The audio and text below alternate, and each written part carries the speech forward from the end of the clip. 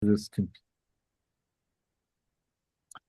Hello, and welcome once again to the Small Bear Show. I'm your host, Alex S. Johnson. I founded Nocturnicorn Books in 2015. It's a boutique. Oh, it's a beautifully boutique literary imprint, which is also published in Caen, France.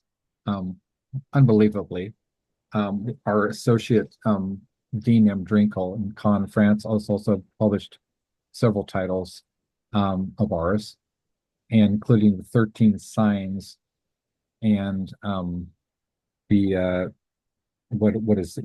The 12 Dark Days, One Hell of a Christmas, which was presented by Fear Magazine. And so our associates include Adrian Baldwin, who does all of um, our layout, formatting, cover art, etc. He's in the UK, and we have Trevor Kennedy in Belfast, Ireland, who does Phantasmagoria magazine, which Adrian does all the stuff for that. Um, let's see, we have Graham Masterton in the UK, Maxim Jakubowski in the UK, Anna Taborska in the UK. We have Poppy Z. Bright is one of our multiple authors, contributing authors. Caitlin R. Kiernan is a multiple contributing author. So is Jerbo, who is formerly of the band Swans, which is pretty legendary. We have the film noir expert and the the front man of the bands like Noir, Black Tape for a Blue Girl, um, was it Spawn Ranch? He was in Spawn Ranch. Ethan Maroulis. We have Carrie Lee Chrome, who's the founder of a little band you may have heard of called The Runaways, which was formed in 1977, I believe, by a then 14-year-old Carrie Lee Chrome and her partner Joan Jett, who you may have heard of. Formed a little band called The Runaways, and she Carrie Lee Chrome is a friend of mine, and for the past 3 years or so, contributed an original. Well, I guess you would call it a lyric or a poem. It could be, by the woman who wrote California Paradise, as featured in the motion picture of the same name, The Runaways, starring Kristen Stewart and Dakota Fanning as Sherry Curry and Joan Jett. And then we have Lee Bales.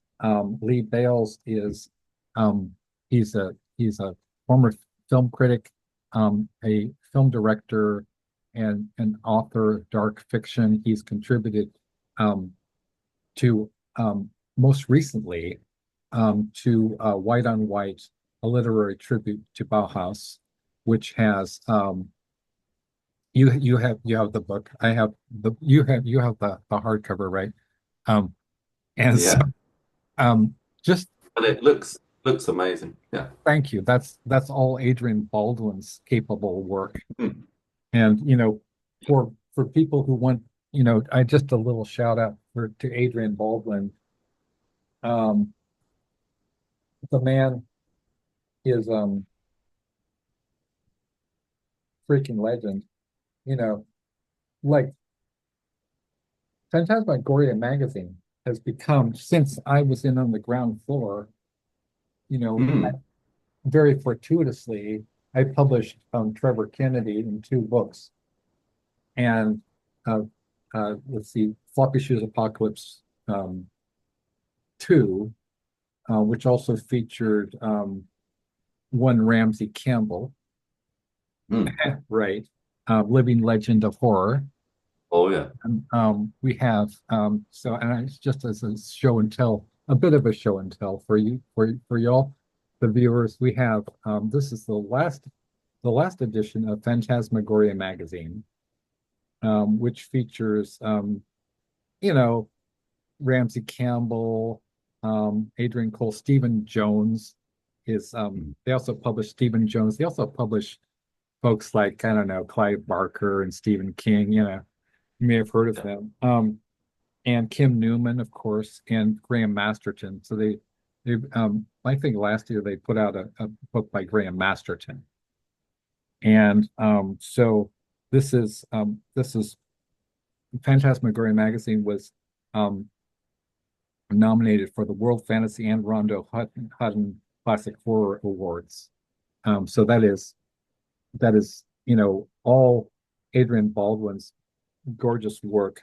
They have an ad for, no, this is fantastic. They have an ad for this movie that I wrote a cover story for Alternative Cinema magazine, where I interviewed the people behind this astonishing bit of exploitation cinema called um, Titanic 2000, which is like, what do vampires and the full moon have to do with the Titanic? Well, it's an erotic adventure of epic proportions, right?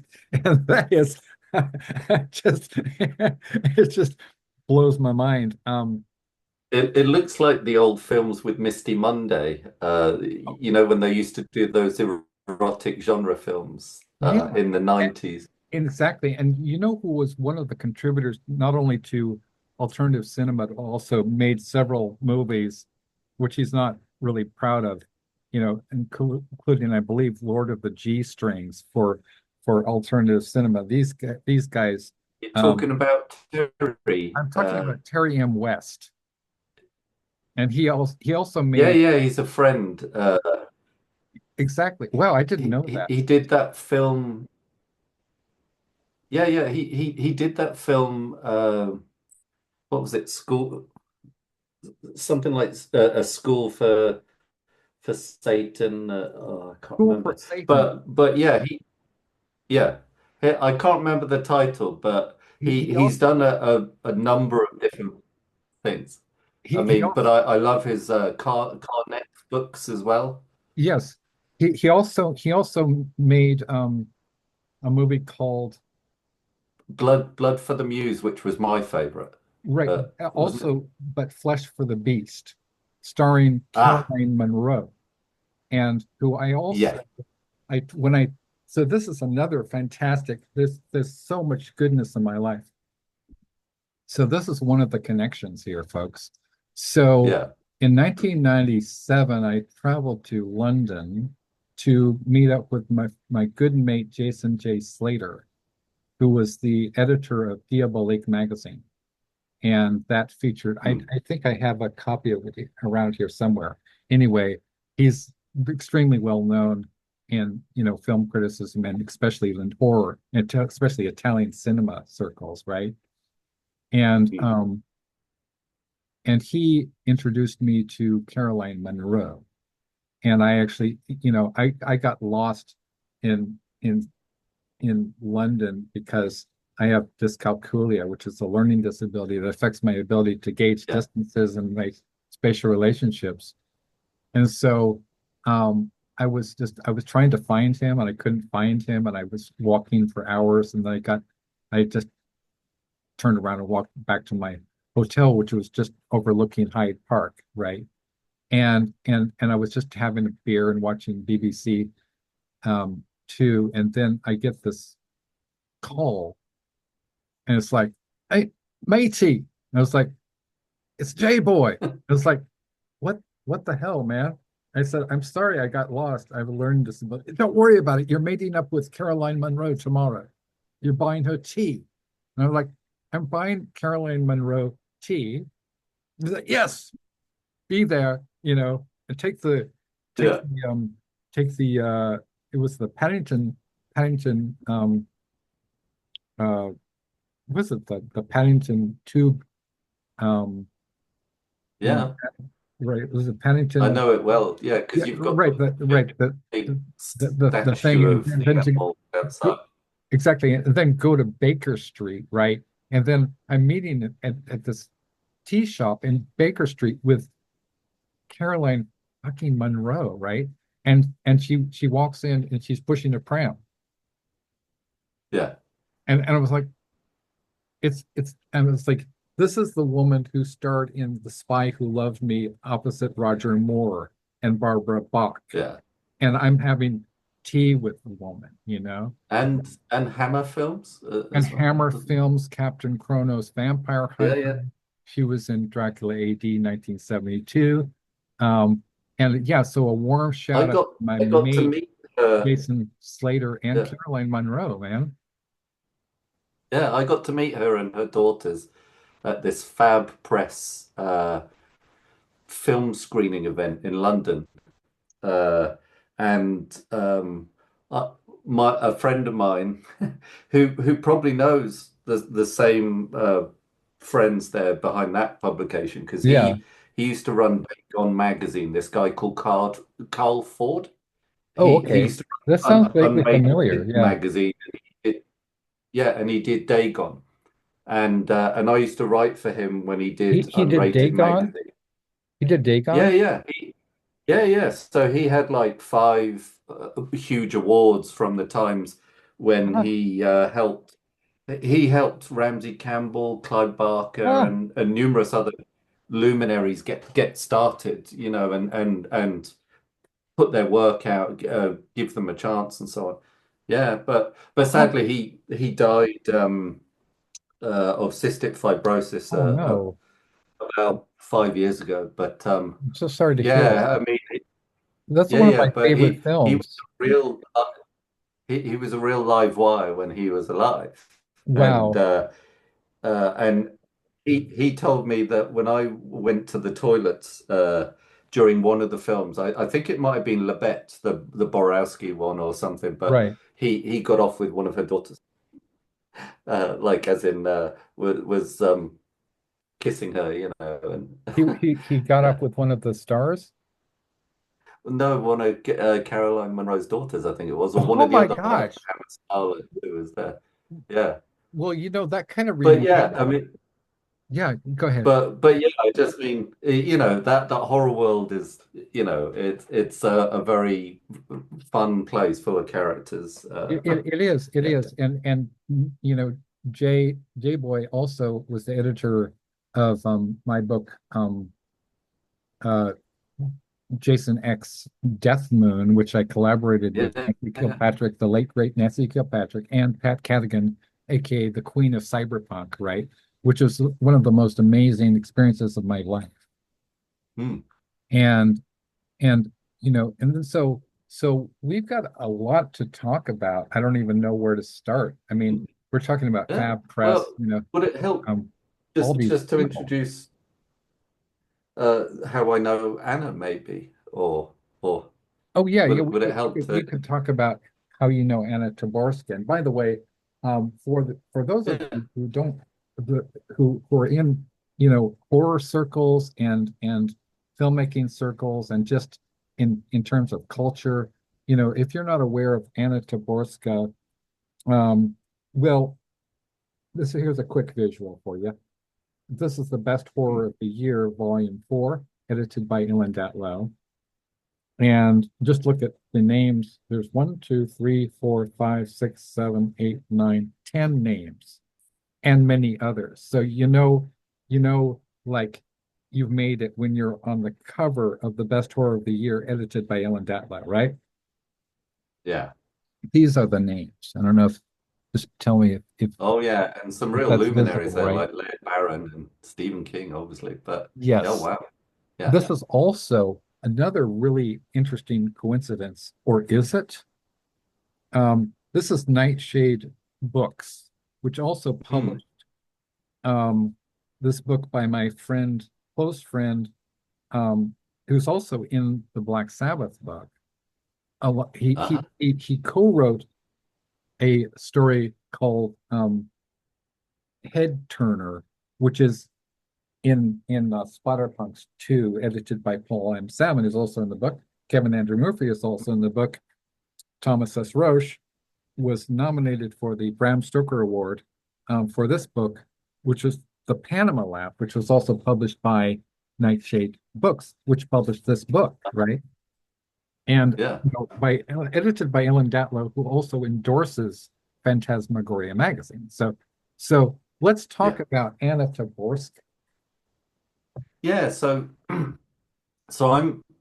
I'm living in Sweden, Stockholm now, but back in the day, I used to live in the Brighton area, Oh wow. near, south of London, Yeah, and I was just trying to do everything I could to get into the indie horror filmmaking world right. and trying to get things going on.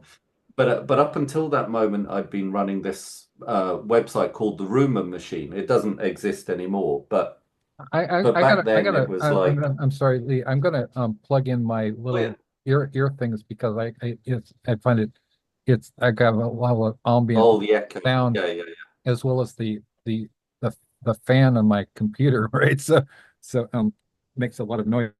no I worries, no worries. didn't notice it before, but it's Yeah, really making a lot of noise now. Um, no okay, worries. that's much better. Okay, Yeah, please continue. all right, brilliant. So yeah, I was in Brighton. I was running this thing called the Rumor Machine and trying to get things sort of happening, both with that website and then with filmmaking. Right. And um, What was the name of the uh, website again? I'm sorry. back then it was called the Rumor Machine, The and it Rumor was Machine. like Okay. number two, number two under Fangoria for like horror news and Ah, reviews and so on. oh my gosh. Yeah, yeah, and so I was very lucky, I mean, it's like how I ended up meeting and working with some other filmmakers like Chris Broadstone, who we did a couple of films in LA, uh, and got to meet Jim Van Bebber and some other Ah, cool sort of, yeah, Mark Samuels, I think the Australian genre ah. filmmaker. So yeah, got to meet Jim lots of Van, cool people. he made them. He made, didn't he make the Manson family, if I'm not mistaken? Yeah, Which Jim was Van Bebber, yeah, yeah, which got a yeah, yeah. rave review from Roger Ebert, who doesn't like anything. He Yeah, didn't it like was it anything, was but one of Quentin Tarantino's favorites as well back it's in the a day, from what I remember. brilliant movie. And it was very cinema Yeah. verite as well. I mean, Well, they, what he, was funny was yeah, meeting them at this party. yeah, I was dragged, like I'd gone there to make a film, just got off the plane, hadn't slept for 2 days, and sure. my friend said, "Hey, I just got to pop into this party." And I thought, well, I'll just sit at the bar because I won't know anyone, Right, yeah, and, and they all want to see him because he was the award-winning filmmaker. sure. And then and then I got talking because I couldn't resist. Jim Van Bebber and Mark Samuels were arguing about what was the best Bruce Lee movie, Sure, yeah. and like martial art film stuff like that. It's like, I'm sorry, I've got to join into this, Right, yeah. and then all of a sudden, we're having a good chat. I bought them a beer, and these two kids come up and are like, "Can we get a photo?" So I'm Right. like stepping out the picture, Right. like let these two genre greats get a Of picture with these course. two Right. kids, and they were like, "No, we came to see you," and I What? was like, what?" What?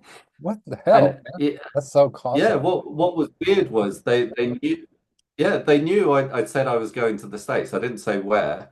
And they took a chance, like, because they knew I knew this guy in LA, that I was going to be at that party. It was very bizarre. But yeah, around that time, I couldn't really get films going back in the UK. And I went to a Rain Dance Institute film course. Right. Uh, and as you know, Anna works with them at the moment. But back Sure. then, she just happened to be on the same course, Right. and we were learning special effects. Nice. So it's where I learned how to make intestines and how we learned how to do bullet hits. And what was quite funny was in when we were learning that the explosions, the pyrotechnic part, Sure. the door gets kicked in and all these guys run in with machine guns Right. and body armor.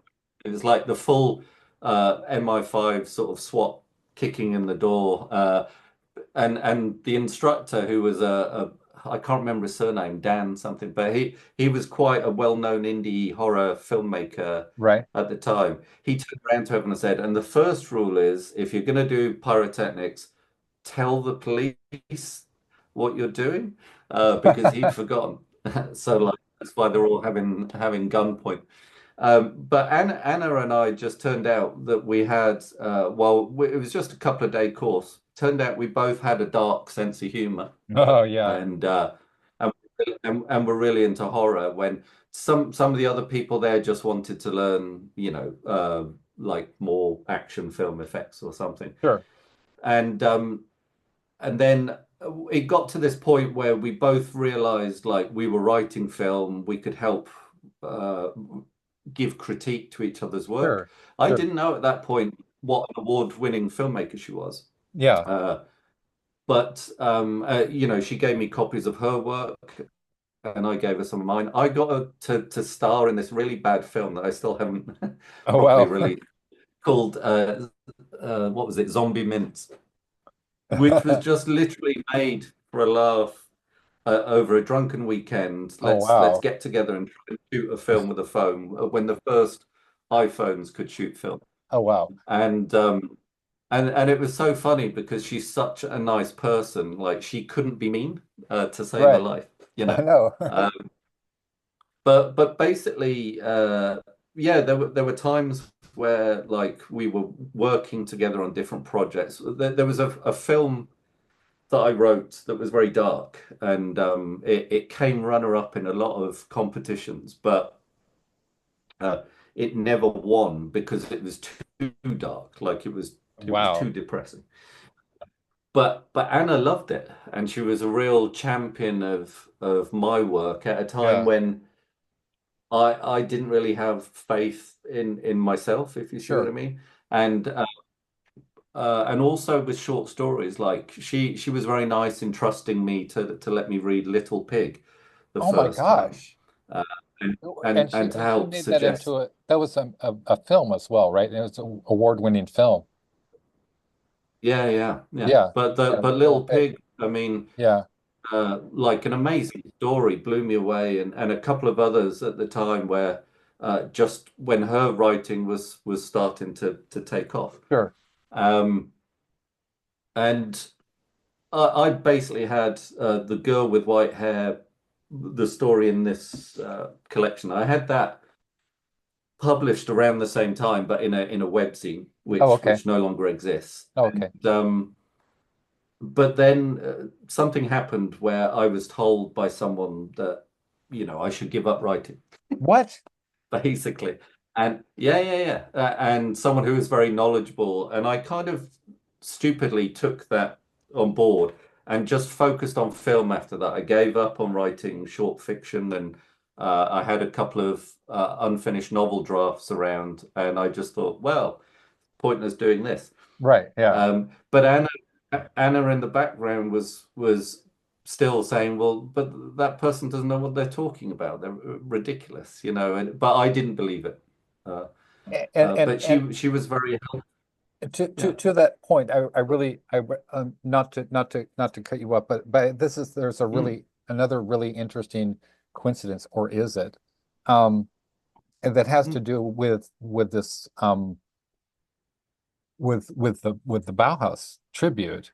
And Oh so yeah. one of the authors that I'm very proud to say that I was his mentor and writing tutor, and we actually developed this story in order for him to submit it and also ultimately for it to be published in this book. This is just the paperback. And Mm, but his name, he goes by David Sisson, and he's a mate of mine in Liverpool, and where mm, he's just across the Mersey from Ramsey Campbell, and he was heavily discouraged from writing by his previous writing tutor. I won't say the name, but he's very, very well known, kind of a British mm, author of basically torture porn.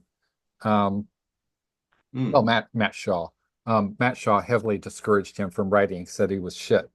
And so um Right. this guy is one of I'm so proud to have discovered David Sisson because he wrote the story which was called Double Dare. And it's Mm, brilliant. I mean, I think Well, like I find his work comparable to the likes of, Brian Masters, Poppy Z. Bright, and Dennis Cooper, and but if he'd Mm, listened to the discouraging word, then but he sought me out because I have my experience in like editing, publishing, writing, and so forth.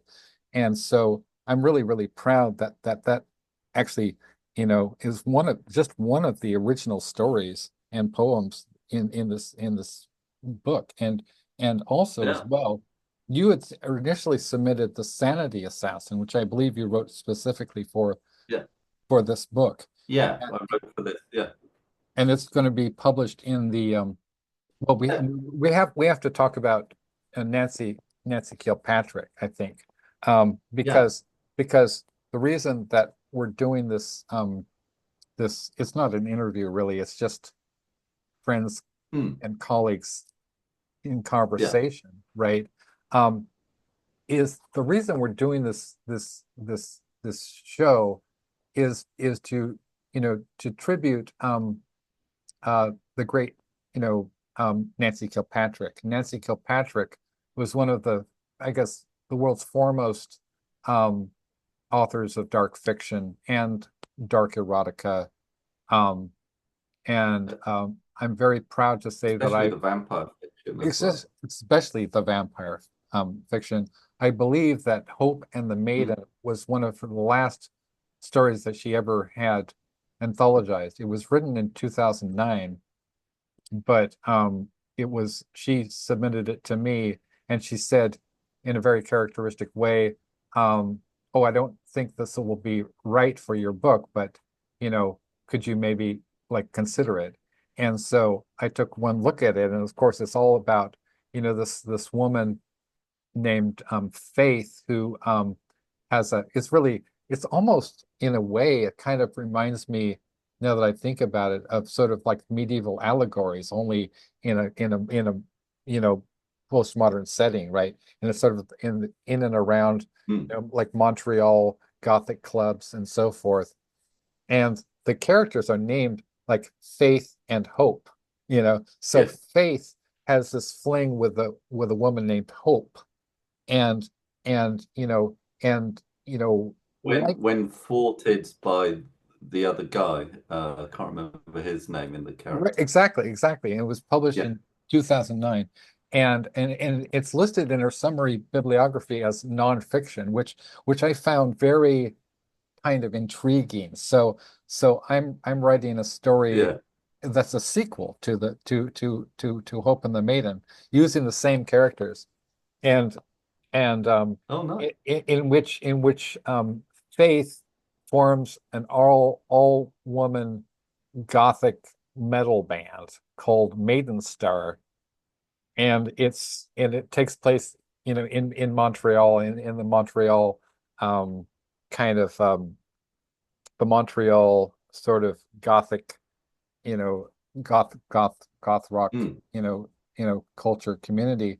um so where do I begin talking about Nancy Kilpatrick? So my connection with Nancy began um, because she was a friend of our mutual friend Thomas Roche, and mm, is see, everything in the story is connected. I mean, it's and remind me to talk about the origin story of the Small Bear show, um, mm. because I'll just preview that by saying, you know, part of the story is, and this has to do with filmmaking and filmmakers. And of course, everybody's heard of Star Wars. Everybody's heard of, like American Zoetrope. Hmm. And they're the producers of everything from Bram Stoker's Dracula to Koyaanisqatsi to, Apocalypse Now, right? Well, the guy who was responsible for American Zoetrope and um, a movie called um, Caravan of Courage, an Ewok adventure, as well as being the Academy Award winning director of the movie Who Are the Debolts, John Cordy. John Cordy, when I was born on Halloween Day, 1966, John Cordy and his wife Beulah Chang sent me a stuffed teddy bear, which is kind of like not this one specifically, but stuffed teddy bear is kind of like the Mercedes-Benz of stuffed animals, you Yeah, know. yeah, It's like they go up now, they go for like $500, like a just for yeah. a teddy bear, right? And so only recently did I become aware, my mom told me um that this guy had was the one who sent me this stuffed teddy bear when I was born, and I had no idea. So my mom worked for the film department at Cal State San Francisco, and that's how she became aware of John Cordy. John Cordy made this movie called The Language of Faces, which was for the Friends Service Committee, or otherwise known as the Quakers, right? Hmm. And um, he and this was a really amazing movie, and it's because the Quakers are all about like this the civil rights and pacifism, but they're not like I think people have don't understand what pacifism really is, you know Hmm. like the pacifists are not cowards, are the opposite, like the people Yeah. who are conscientious objectors to war are some of the bravest people, so the people like, Muhammad Ali and um Well, there's that great film. I can't remember what it is. The war film in when they're fighting the Japanese, and there's the guy who's a conscientious objector who uh, saves all the other soldiers. yeah, That Mel Gibson film. But yeah, yeah, but yes, a similar territory, and very much same religion. Yeah. exactly. And there's so many aspects to this story, you know because talking about Nancy, it involves, you know because of all the people that she edited and published, and also collaborated with, and you know was co-editors with people like Thomas Roche. So Mm. so the story for me, how I know Nancy, or how I knew Nancy, was back it was in the late 80s, early 90s. See, Thomas Roche and I met when he was 19 and I was 20. And he was the boyfriend of my first girlfriend. So this woman named Laura Shapiro, who went on to head up the Artaud Theater in San Francisco. And she worked for like um, some famous magazines like Mother Jones. She designed a logo for Mother Jones, and she's a filmmaker as well. She attended film school at Mm. UC Santa Cruz, where I believe she was at UC Santa Cruz. Yeah, she was at UC Santa Cruz, where my former girlfriend, who I also met through Laura, um, a woman named, I'm blanking on her name, but she's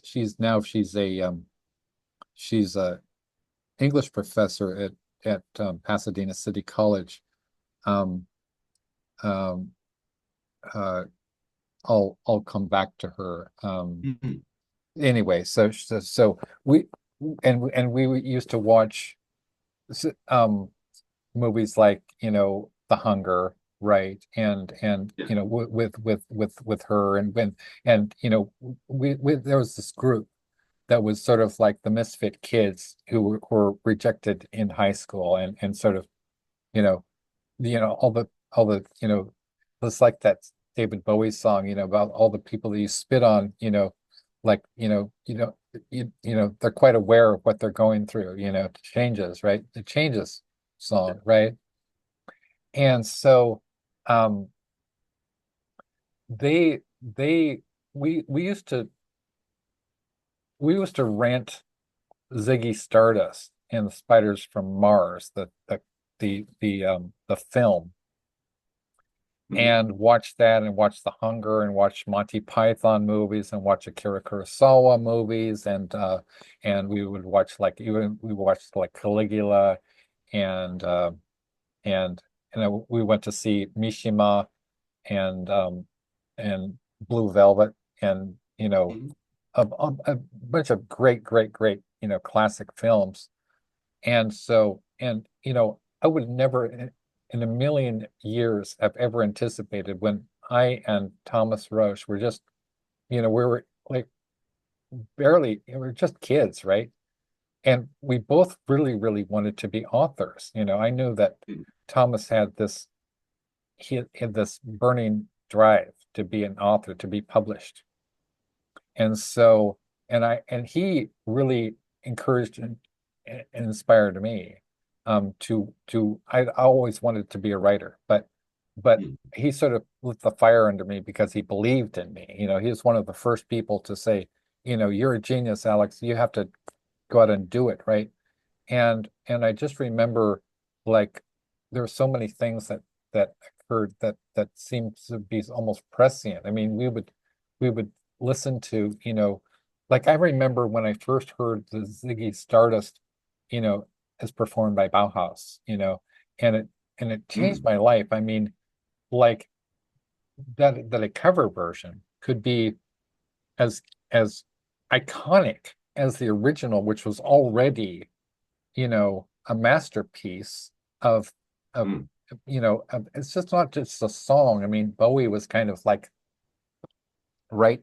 He was this he was this I mean, Chameleon doesn't even do justice. He's sort of this cultural cultural force of great significance. And Mhm. But so constantly shifting as well. constantly shifting and and of course all of the we listened to all the Bauhaus albums and a bunch of like bands like the Police and I just remember like sitting in listening to like he introduced me to like Lydia Lunch and Sisters of Mercy and like I believe he played me Joy Division for the first time. Right. Wow. So Yeah. right. And he was really into That's music that changes you there, right there. Joy Division. Joy Division, right? And it pretty much like altered my consciousness. Mm. Velvet Underground, Joy Division, Bowie, Bauhaus, Sisters of Mercy. It changed my life. And I just Mm. remember when I was 1987, I was I was an undergrad at UC Davis, and my one of my mentors was a woman named Dr. Ruby Cohn, who was a close friend of Samuel Beckett, and she would every year she would go and visit him in Paris, and they would hang out and they would go looking for props for his plays, Mm. and she encouraged she said I was writing, for radio drama at the time, right? And she said, you need to direct, you're very intelligent, you need to write more, plays, right?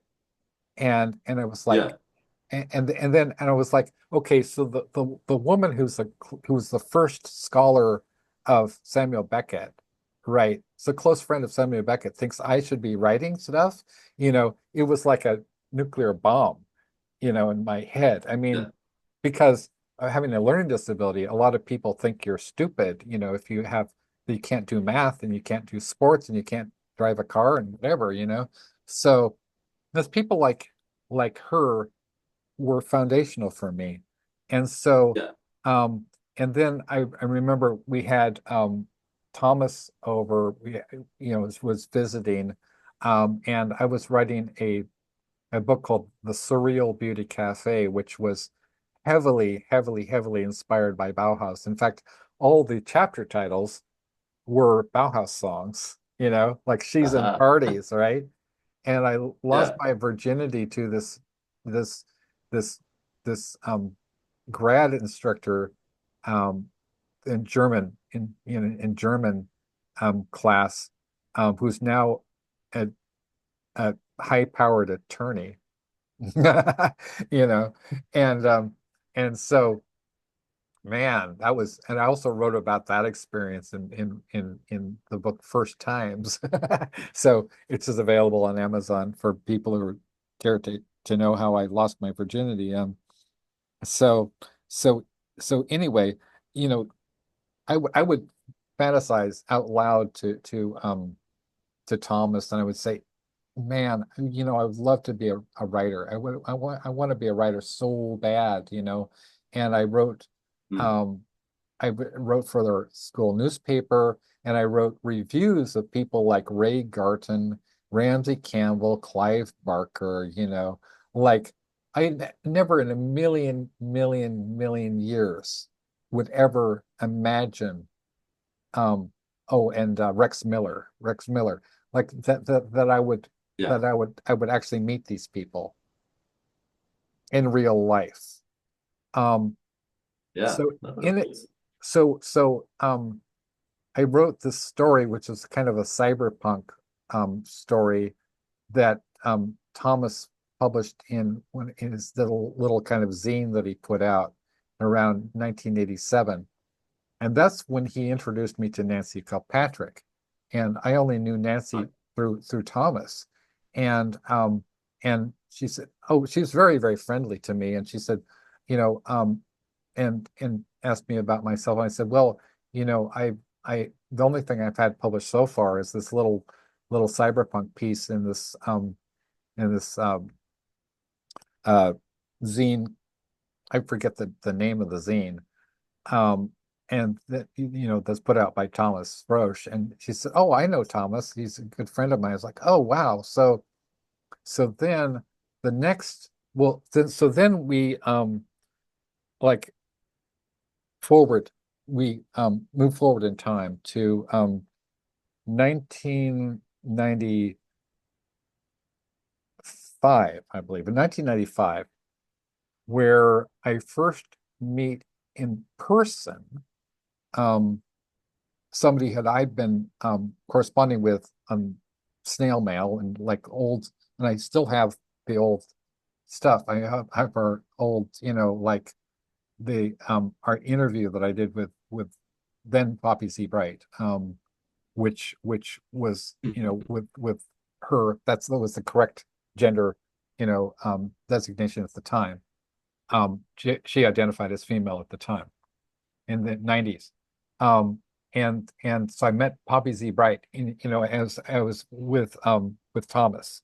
And I had just had I was just fresh off of I'd see I did this.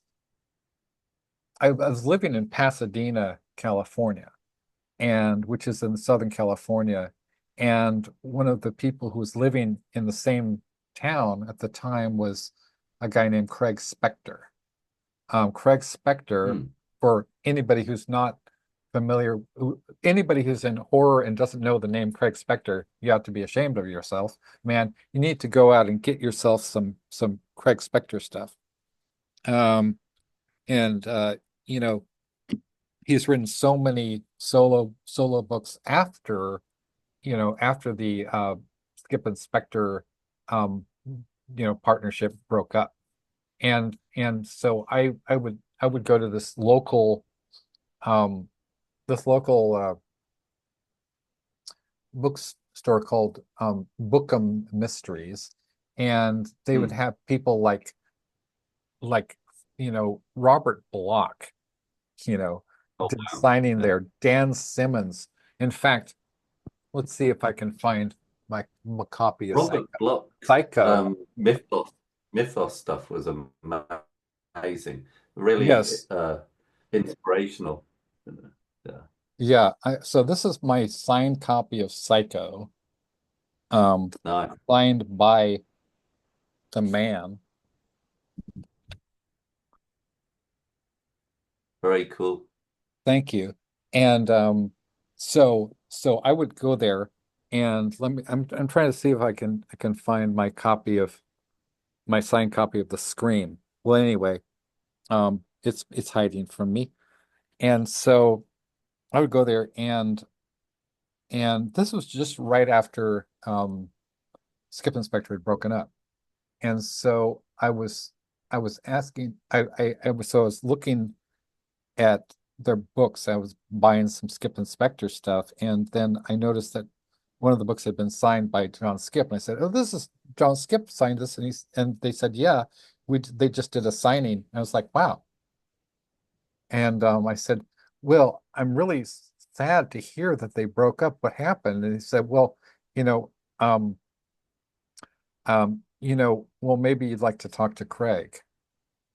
I was like, "You got to be kidding!" I had no idea that he lived in Pasadena, right? Yeah, I was just like a Yeah. huge, huge, huge, huge fan of splatterpunk through like Cemetery Dance and Weird Tales, and read that I reviewed the Kill Riff and all of that stuff for the Scream Factory magazine, right? Then so about 4 days later, I get this call in the middle of the night. It's like, "Hey, this is Craig Spector," and I was like, I thought somebody was pranking me. I was like, "No way, is this Thomas?" Yeah. It's like, "Oh, this is Craig. Craig, how are you doing?" And I was like, "I understand you want to talk to me." I was like, so that led to this incredibly surreal situation where like we started, doing this massive interview sessions that would lasted hours, and we were both like Hmm. chain smoking like fiends. Um, and then we were at this this coffee bar called the E Bar, and it was going out of business because whatever reason at the time. And so I told Craig, I said, "Hey, it's pretty sad because this is kind of an institution in Pasadena, right? It was kind of a Hmm. really, really famous watering hole, for just local people and a lot of like literary celebrities, and I did several readings there. I didn't realize how important it was at the time, but I had my friend, the late great Jordan Gallagher, was a dear friend of mine, and she would would hang out there, and we would do readings together. And she and I also collaborated with the late great Joe Pulver, and I actually dedicated one of the anthologies to her memory. I believe it was the Hmm. Bauhaus book, yeah. And so so so then I told Craig, I said, there's this they're going out. They're going out of business. Well, he said, well, he just decided right then and there, I'm gonna help them out. I'm gonna whatever. So you remember in like it was either Godfather 1 or 2. Remember where Michael Corleone, Al Pacino summons the father of this girl, the 16-year-old girl that he he wants to marry in Italy, right? And this is right before Yeah. she's blown up. Spoiler alert: she's blown up in a car bomb, right? Tragically so. Um, but when he summons, it was exactly like the scene because Craig is Russian. He reminds me of that character played by Viggo Mortensen in that David Cronenberg film where he's like, like he's like that, right? He's like that kind of guy. Oh He's yeah, yeah, yeah, fucking yeah. scary as shit, right? So intense. And he's like, he summons the owner of the E bar and he says, "I want to talk to you." And it's like they're like, "Yeah, yeah, what do you want?" And it's like, "I'm an author. These are my books." and well, I'm kind of doing a Henry Rollins thing, right? Yeah, I'm an author. These are my books, right? Yeah. And he hauls out this giant cardboard box that he got from his GTO, whatever, which had like a, you know, plastic skull with blinking, eyes, you know, like hanging from the their rear, from the mirror. And he's like, okay, these are my books. I'm an author. These are my books. And he's pulling out like the light at the end, the cleanup, you know, um, you know, deadlines, like Yeah. the scream, right? And I'm thinking they're looking at him like he has grown three heads. And I'm thinking, you don't know who Craig Spector is, man? Like, but they're not horror fans, I guess, right? I'm going to bring some Yeah. some friends of mine, and we're going to have a benefit reading for y'all. So it's like, and I'm thinking, so his friends, meaning David J. Scow, right? Meaning Krista Faust, meaning Richard Christian Matheson, are some of his buddies, that he had. He said, okay, so that happened. And then um, Krista read this insanely hot story.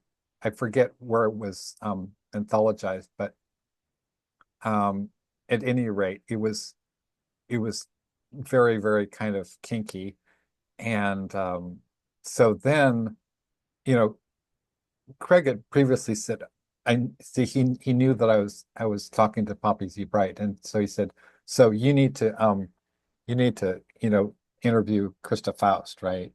So um in order to compress the story, otherwise we'll be here all day. So I wound up interviewing Krista Faust.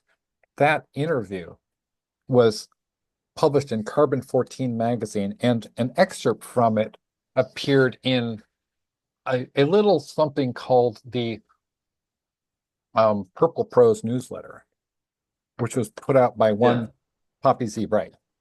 So this is an original. Oh, wow. This is the original. It Very was just a cool. stapled together Xerox zine, just a few pages. It's actually like three, well, it's like it's 6 pages stapled, but it's Yeah. three back to back, Xeroxed. And it looks great, it's so these days with everything is sort of like kind of artificial and digitized, right? This was this so Yeah. so Too that's too polished. right, too polished. And so then um it's like um this is I'll just quote a little bit from the new Purple Prose will be more diverse as evidenced by the necrophiliac obit for William S. Burroughs. The new PP will sometimes be Yeah. obscene and offensive. If this bothers you, please cancel your sub.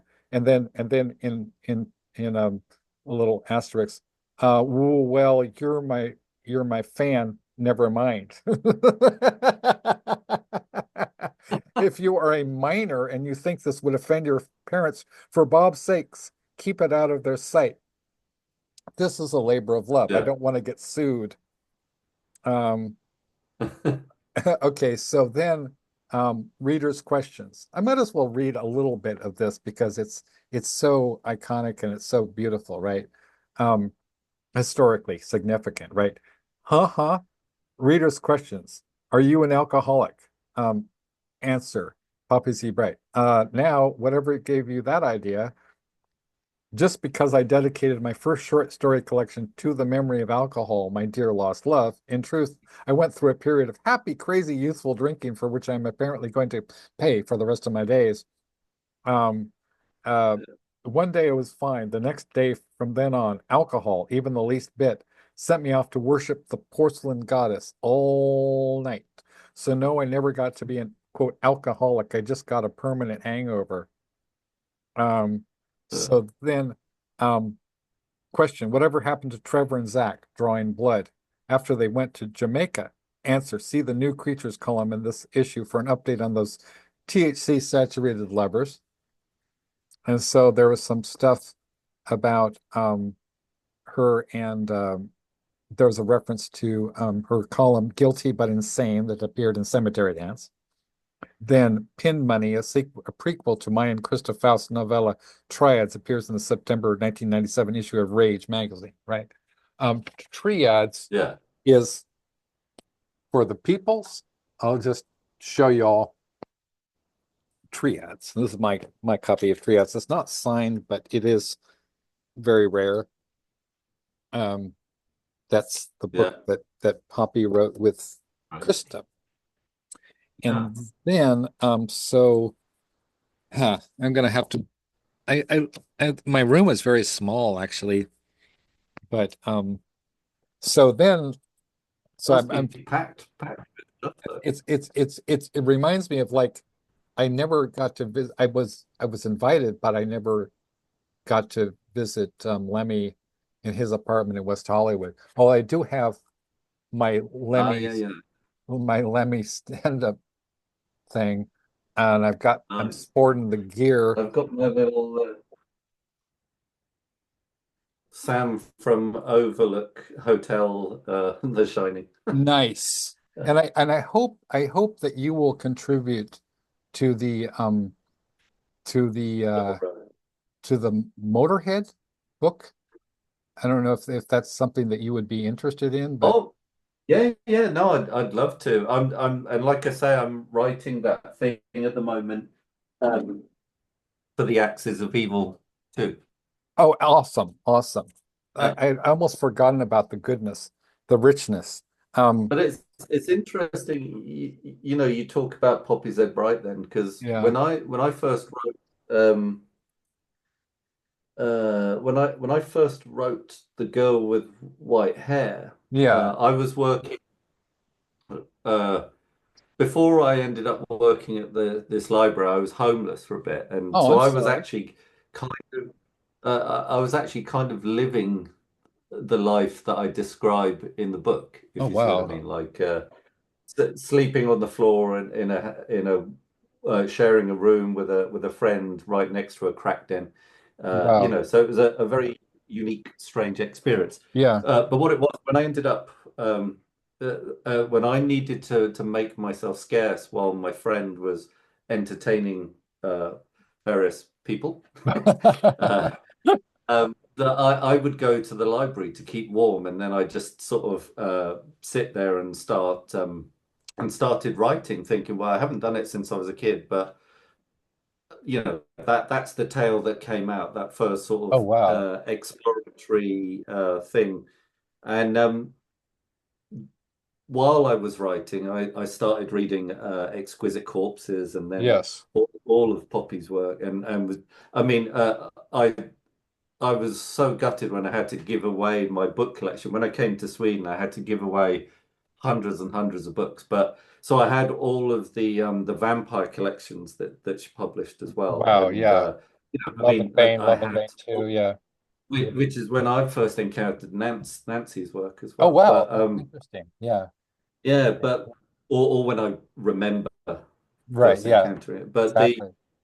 But yeah, so I was kind of very immersed in that world, and where I started to extricate myself from it was actually Sanity Assassin, you know, where Oh, wow. I was spiked while clubbing.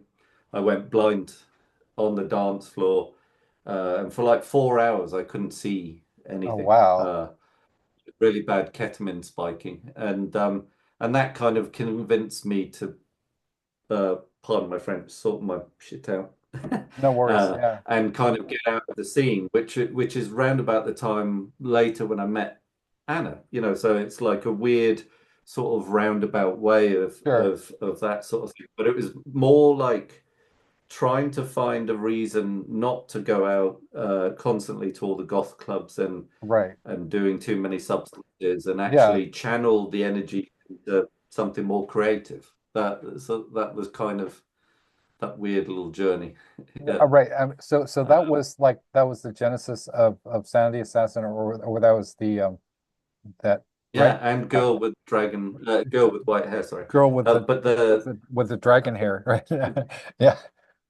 exactly. But no, it's funny I mentioned Girl with the Dragon because that's kind of how I ended up coming out to Sweden in the first place. Well, yeah, But girl with the dragon yeah, I mean, tattoo. I mean, literature. I love that. Like I love like Swedish noir, and what was that whole series that had the guy was that um Kevin um he was in Hamlet. I mean, is the Shakespearean actor. You Yeah, know, yeah, he was in Dead Again, and he was married to God, I forget his name, but you know who I'm talking about, and right? he was playing Poirot recently as well. Right, yeah. That whole like I love Swedish noir and I love The Girl with the Dragon Tattoo whole series. I mean, I'm fascinated with Yeah. that stuff. I have several of those books and the movies as well. Well, I was when I ended up moving out here. Yeah, I did well before that. I did the tour, the Stieg Larsson tour. So you go around all the different locations, and right. uh, so you see where the actual offices were for the magazine and in Ah, the stories, ah, and go and going past the film locations as well. So I did all that, but also Jean Elvie Linkvist, his work, like yes, um, Let the Right One In. I did the tour around the actual locations, not from the film, but from the book, yeah. where the book was actually Oh set. wow, So going around Blackaby on the tunnelbana, and my nice. partner taking me around so I could really get a sense of the environment. So That's insane. Yeah, yeah, I mean, little trying jealous to to tell you the connect truth, but between what you've been immersed in so much, but then right. experience it. Yeah, Yeah. I gotta say I'm a little jealous, not gonna lie, but I'm just yeah, wow, that's amazing. Yeah, Swedish noir is so great. There's and that character, wish I could remember the name of the series, but or the actor. Um, but It, it's it, it's it it's not Beck. Beck is it or no? Uh, it, or Wallander? No. Wallander with Kenneth Branagh, yeah. Yeah, yeah. Kenneth Branagh. That's yeah. And his extremely low affect kind of acting, it just it just hits the spot, it's just very Yeah. very beautiful. But if you actually watch the Swedish ones, Yeah. because there's masses of that material. It might be on YouTube, I guess, or something. But Wow. we have the equivalent of like the BBC here, but it's SVT, the Swedish Oh wow, uh, yeah. visual telecom. I don't know, but basically, sadly, there's loads of great documentaries and films that get made and released here, but often you don't necessarily see them make it out. It's nice when they do, like Let the Right One In or something Yeah. else that's a bit more global. But there are so many amazing noir series here. I mean the one that did break out or might have broken out was The Bridge. I don't know if you ever saw that. No, About but the bridge between Denmark and Sweden, where there's all these now series of different murders. I'm gonna have to check that out. It's just a quick show and Yeah. tell. That's my copy of Are You Loathsome Tonight? Oh, It's signed lovely. by the late great Peter Straub, Poppy Z. Bright, and Yeah. Caitlin R. Kiernan. Um, and Lost Souls is I still think of Peter Straub and Stephen King's The Talisman so much. I mean that was so inspirational to me as a kid. You know. yes, I mean, yes, showing us at a time when it wasn't really done before James Herbert and others got into it a bit more, but right. showing like the close bounds between horror and fantasy. You Oh know. yeah, totally. And then people like Clive Barker with the the the Great and Secret Show Imagika and Magica, yeah, yeah. And there's and there's so many interesting parallels and connections, We among Cook. us. Yeah, yeah, And so the picking yeah, up the Nancy yeah. Kilpatrick thread.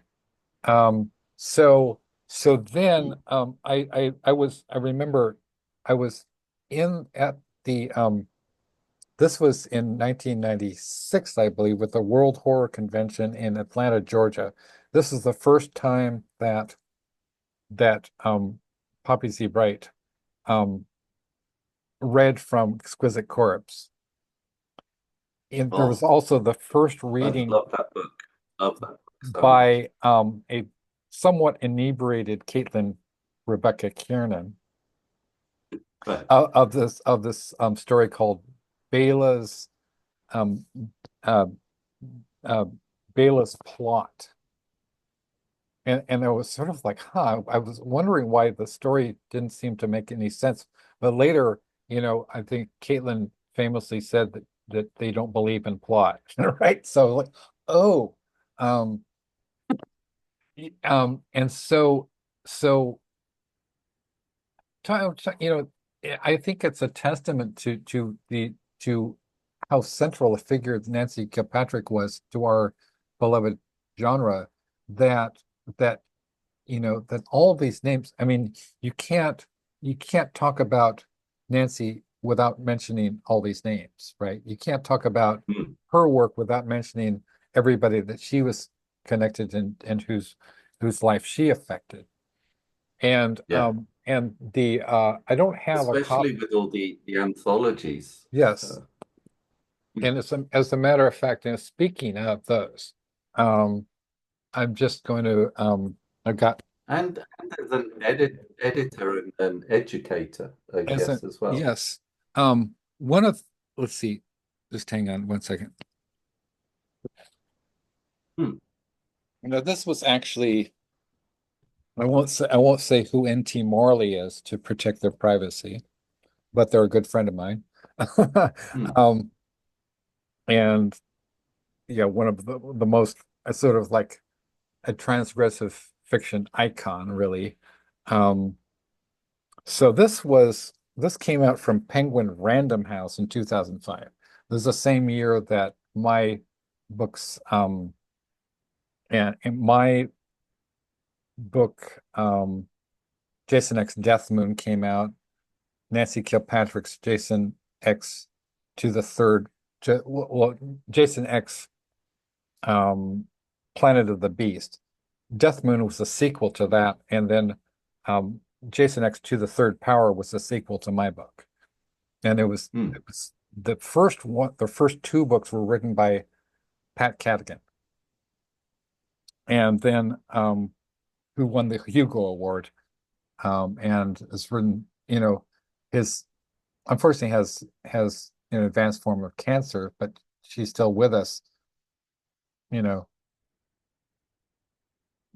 just just I mean, a legend. Yeah. Complete It froze legend. there for a second. Yeah, yeah. Right. Sorry. And then so this was a book that I was very, very proud to have participated in. Um, it's called Master Slave, and it's from Penguin Random House. And you'll see, and it was just so you see this is the cover of the master Exactly. portion. Definitely provocative for a publisher like that back then. Right. You flip it over and it's slave. So it's kind of for people Uh, who no. enjoy that aspect of sexuality. Hmm. It's a kind of a little, it's a Valentine to people who are part of, a lifestyle. And Hmm. these are some of the people in this book. Okay, so Allison Tyler, just people like Cecilia Tan, who's also somebody that I met through Thomas, who was also at the World Fantasy Convention in New Orleans, where I met Ramsey Hmm. Campbell, Poppy Z. Bright. And I was staying with Thomas Roche and Kevin Andrew Murphy, and our hotel room adjoined one Harlan Ellison. So, Oh wow. right. And the masters, the master of, not the master of ceremonies, but the the guest of honor was a certain George R. R. Martin. And Kevin Andrew Murphy, who's in the Bauhaus book with you and that I edited and you know produced, published. Kevin Andrew Murphy also writes for George R. R. Martin, so this Wild Card series. So he's a mate of mine. He's also in some other forthcoming books, such as the Black Sabbath Mm, tribute, which you yeah. and I are in together with, Yeah. um, which is also, by the way, in the hands of one Tony Iommi. This is I know. I mean, literally true, right? And so, it's amazing. More than you could ask for. Yeah. I mean, so I just wanted to mention some of the names in this book, Master Slave. Okay, so Cecilia Tan, um, Carol Queen, a certain Nancy Kilpatrick, Patrick Califia, who is one of them, a transgender pioneer, and wrote the book Macho Sluts, which is, you know, it's legendary, right? Somebody who I know Mm, Billy Martin, Poppy Z. Bright really, really looks up to, and we all looked up to, to Patrick, mm. right? And I'm gonna cough up a lung here. One Alex S. Johnson. And in this story called Live Transmission, it comes from the title is taken from the song by Joy Division. You know, Mm. um, what, I don't know, I forget what the title is, but it's like radio live transmission, right? It's and that is Oh, I know the song. I'm just trying to yeah, remember the title. Yeah. yeah. It's kind of amazing. So um how all these people Yeah, it's from just transmission. Yeah. right, it's Yeah. called transmission, right? And so um where do I even begin with Nancy Kilpatrick? First of all, she was um a genuine fan. I mean, I think we all are. She was also Mm, genuinely nice. She was genuinely supportive. She embraced everybody. You never felt like when you were around Nancy, you never felt like you were being excluded. You felt like you were part of something special. And I remember we were having lunch with Nancy and Thomas Roche. And I was telling her at the time I was floating the idea, this is long before I had, anything seriously published, but I was floating the idea of writing a novel about an orgasm vampire, and which, Nancy found amusing. Sort of, well, she said, well, you really got to get on that, And we were talking about Stanislaw Tall, Stan Tall, which is a pseudonym for the guy who's also known as the bad boy of horror. It's funny you talk about that idea because there's one I've never finished, but I'd started writing about these skinheads who end up tangling with a erotic vampire as well. But I wanted to call it the Le Petit Mort, the little deaths. Le Petit Uh, Mort. Yeah, and then yeah, Ellen Datlow did an anthology called Little Deaths, which yeah, is what, the English translation of petit mort, mm, the little yeah, death, which is the French slang for orgasm. And yes, so, and I believe Nancy is in that book as well. I mean, it's huge. I think the English version is like substantially bigger than the American version. So Nancy's in that one. She yeah, co-edited, I believe, two books with Thomas. She and the list of people in her books is wild. How the mm, names. Um, one of so and then definitely. Thomas dedicated one of his gay vampire anthology called Brothers of the Night to me, which is odd because I'm not, a vampire, nor am I gay, but um it's just amusing to me. And then so then so then we were in touch, and then when I was in touch with I lost touch with Jay Slater after um 9/11. And then I Mm, sort of I as he put it put on my detective boots, and I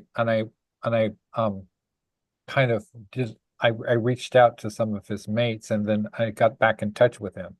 And then in 2005 or 2004 and thereabouts, was working for this boutique secretarial service in Torrance, where some of my clients were like Betty White was one of my clients. One of our clients was mm, Betty White, and Tom Sullivan, who wrote this book, Seeing Lessons, is another one of my mentors and inspirations. And I edited this book, mm. I edited this book, um, Very which cool. was is I'm acknowledged in the dedications, and it was blurred by Betty White, Um, what Betty White said, the late great Betty White, was what makes this book stimulating, so stimulating, is the feeling that the author is speaking with you, not at you, right? Soon you find yourself Yeah. looking at commonplace things in a slightly different light. Before long, you were relating his stories to your own stories and seeing them with a new perspective and rekindled enthusiasm. Tom Sullivan's passion is contagious. Betty White, And so then I got an email from J Boy, as he called himself then. He's a bit of a lad, I gotta tell you, man. Yeah. A bit of a lad. So, and Yeah. the shenanigans, man. So, infamously, he Dario Argento, like emptied a glass of wine on him when he kind of like, you know, disrespected him at this dinner party in honor of Jalo. With Jalo had just come out, and J Boy And it thought wasn't the best. it was Yeah. not the It, best because it's got like the guy from the yeah. piano, right, and he's it's basically like within the first 15 minutes that the killer and the detective are the same person, right? So it's like, and it's Yeah. it's like it's even worse than haute tension, as far as like the and haute tension is almost forgivable in a Yeah. kind of a Brian High De Palma tension. Yeah. way. Yeah. Well, at least Haute Tension had the whole the head scene, and It had like the head it scene, had okay? it presaged all that like Martyrs, where you would get Exactly. like some really great extreme cinema. Yeah. Right. And speaking of martyrs or martyrs, I guess, was that Dean Mm, M. Drinkle is also like he's also an expert, and he's also a film director. He runs he does Nocturnicorn books in Con France. mm, He edited three of my books, including the Junk Merchants one, which had um and he's so I think he knows some of these people, the extreme mm. horror people. When I interviewed Ramsey Campbell a couple of years ago, it's actually, I think it was I forget, I think it was 2017, and we talked about like the connections between like Martyrs and his film, the film Los Sin Nombre, which was adapted from The Nameless, right? Which Oh is yeah, yeah. one of the most chilling um, novels of sort of occultism and about cults as well as I think Mm, it's like for me, you know, movies about cults have a certain fascination, and like La Setta yeah. by Michele Soavi, which Mm. was I believe produced by Dario Argento, and then you have Which was the Martyr. sec. Yeah, yeah, Right. And then the sect, exactly. And yeah. then Los Sin Nombre and Lord of Illusions by Clive Barker, which Yeah. Oh, I takes love that film a so lot much. of inspiration from Italian horror. Um Yeah. and The ending of of Illusions messes me up so much. right, yes. The whole Nick's vision, what he does to his Right, brain. exactly. Well, it kind of reminds me a little bit on a lateral move of like uh the movie um we're going to have the Gothic screenwriter on, except he doesn't like heavy metal, so he said no, thank you, because I included him inadvertently. I included him in an email chain with some of the people who are involved in the Black Sabbath book, and he was not having any of it. He Mm. was like, I do not enjoy heavy metal, goodbye, So the guy who wrote, I forget his name, he wrote Gothic for Ken Russell. And so that was disappointing. I was like, well, you didn't have to, I mean, it's not like, anyway, I don't know. Plenty of extremely intelligent people enjoy a bit of heavy metal, including, our mutual friend Anna Taborska, who wrote Yeah. like an original I mean, she's just so generous. I mean, she gave me an original piece for the Motorhead. Well, that, that's how I yeah, that's how I came into the piece for the Hands of Doom because Yeah, I was just so happy that because I know she's really into goth music and heavy metal as well. right, And when I saw that collection coming out, I was like, as a fan, I just want to read it. I want to buy it. I want to right. read it. And having grown up with Black Sabbath, and so when you then reached out and said, "Well, do you write? Do you want do you want to have something in the collection?" I Yes, jumped at the chance because it's like uh, to be in the same collection as a friend, to be in the same collection sure, as Anna. It was like, right. I mean, like my writing can't hold a candle to hers, but it's like that would be so fun. So that was why I did that first one because I was just like that's awesome because I've been a huge champion of her work and she's really I mean she edited The Girl with White Hair back in the day Right, when yeah, I didn't have any faith in even sending it out. Do you know what I mean? So it's sure. like to then as friends be in the same book. Wow. Yeah. It's Yeah. it's it's a beautiful thing. And so Mm. one of the stories, and I'm going to get my copy Yeah. of Splatterpunks 2.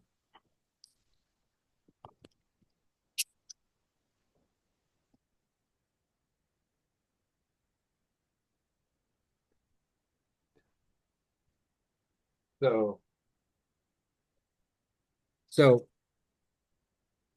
so Paul M. Salmon is one of the about I don't know, it's grown into a metal monster at this point. It's like let's say more than 40 contributors of all original short stories and fiction. Mm. Now, when I say all original, I mean names like fucking John Shirley.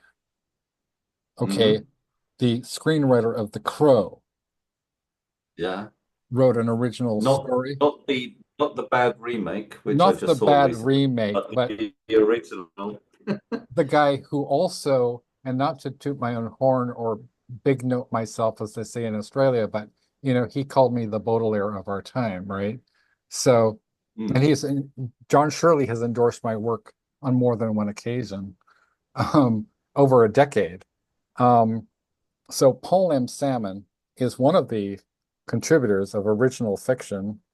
He edited, among other things. I mean, he wrote the book Future Noir: The Making of Blade Runner, which is the definitive book on Blade Runner.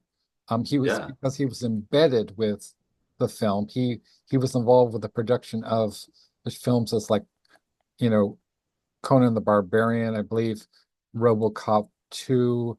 He was part of like, and he knows everybody. He knows everybody. Everybody. I mean, the last time I talked to him on the Mm. phone was about a month ago, and he was telling me how he had this long conversation with Selena Gomez, you know, who is the creator of Only Murders in the Building. I was like, holy shit, you had a Yeah. conversation with Selena Gomez? I said, oh yeah, she's great, and it's like, and he's worked with Arnold Schwarzenegger and Sting, the guy's a legend, man. I met Yeah. him in 2000 Well, in Stallone a and yeah, in he's worked in with Stallone as well, hasn't he? yes, exactly. In 1994, I met him and interviewed him for Cyber Psycho's AOD, which also had sub fiction by some people, original fiction by like Shirley, and I think Jeffrey Thomas is in there. Um, and so he wrote Mm. then for Alex Johnson, See You in Hell, August 13, 1994, right? His next production, and this Yeah, this book nice. had people like, so it said, dubbed an omnicompetent filmmaker, writer, computer ace by Martin Amis. Martin Amis is the novelist. He wrote, Mm. what did Martin Amis write? It's one of my favorite authors. No, I'm blanking on. I know. Um, Um, I've got oh, a friend who's massively into his work. Trying to remember the one that I first became aware of. The yeah, uh, I just know he was one of my bigger inspirations, and I have brain trauma, so I forget things routinely. But um, mm. Paul, Yeah, and same here. Although I mean, not the brain trauma, but because I have dyspraxia, oh, you have so often dyspraxia. there are things Okay, there that yeah, yeah, dyspraxia but is I is very, very much related. yeah, and also it didn't help the amount of substances I took back in the past. Well, You know, yeah, I mean that is at something, the time that oh sorry, at the time that the girl with the white hair was written, I right? was on this. Both me and the real life friend, not the fictional one in the story, but Yeah. the real life friend. We thought that we'd be dead by 30. Oh my gosh. Uh, so so like, well, originally it was like the 27 Club. So Oh like, wow. we live, we live like that, and it was only when we got past 27 that we're like, holy shit, well, we won't make it past 30. Let's keep going. And then when we got to 30, we're like, oh, maybe we need to grow the fuck up, Right. you Yeah. know. I just mean, yeah, that whole time, I mean, it hasn't done wonders for the brain, but it helps you make very random connections. It helps you make very random connections, and it's something that we have in common with, our mutual friends, Mm. Caitlin R. Kiernan and Billy Martin and John Yeah, Shirley, um, and many other people in our creative community who have had problems with substances, and certainly, I mean, Billy Martin has not been, I mean, has been very forthcoming. So has Kate, and Shirley. I mean, it's mm, it's like, it makes me emotional because I love these people. I love you, man. I love Anna, and I just can't tell you how much I appreciate your, you know, contributing to my to Nocturnicorn Books and making it just this a powerhouse as an indie publisher, as somebody who has no budget whatsoever and is operating out of, Mm. this little, you know, house in a suburb of Carmichael of Sacramento. you know, it's very amazing to me. We have no budget, we have no distribution. I do everything through Amazon, No. and I don't have ads, So, you see me frequently like on Facebook, sort of doing they're basically like sort of like because I've had a lifelong fantasy of being a filmmaker as well. And so I really, if I could, I would make, book trailers, but our friend and contributor, multiple contributor, um, Rose J. Marie, aka Rose J. Monin, has Mm. made a few book trailers for this, for and maybe Yeah, I saw, yeah. And maybe and they're we could and they're good. work on Yeah. one, together, you and I, maybe for Hand of Doom, because I really want to promote it, and it's not just for me. I want to make it clear for people who aren't aware. Um, um, but first, I kind of want to talk about this book that Mm. just came out because, and this relates directly to um, everything we've been talking about. And so, um, Mm. one one one one writer who's had an enormous influence and on everybody, everybody from Philip K. Dick to John Shirley to Graham Mm. Masterton to Poppy Z. Bright, Caitlin R. Kiernan, um, David J. Haskins from Bauhaus. Holy shit, a lot of people who are in this book.